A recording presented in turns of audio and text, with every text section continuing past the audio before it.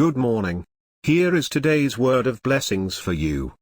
John 18:3-5, and 10-11. So Judas came to the garden, guiding a detachment of soldiers and some officials from the chief priests and the Pharisees.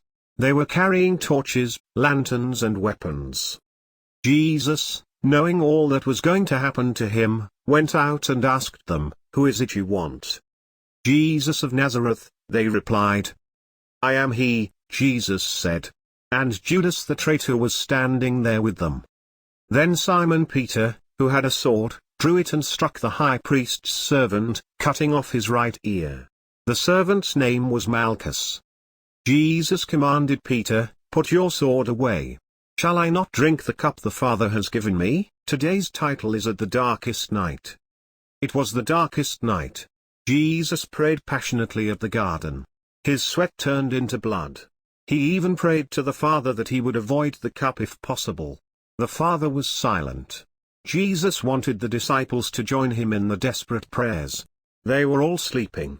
Finally here came the betrayer and the haters armed with weapons. This was the darkest night for Jesus. The power of darkness seemed to be engulfing the Son of God finally. No wishes of Christ were heard.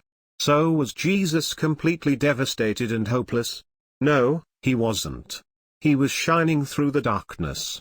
Knowing what they were there for, Jesus voluntarily disclosed his identity to them as if he wanted to help them. Peter drew the sword and struck one of them. Jesus calmed him down and healed the wounded servant.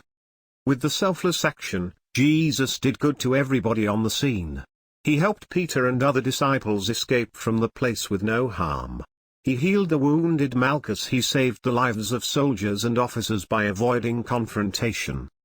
The soldiers and officers were carrying the torches and lanterns to light the garden in search of Jesus. But the brightest light in the garden was none but Jesus. We do not want to go through the darkest night.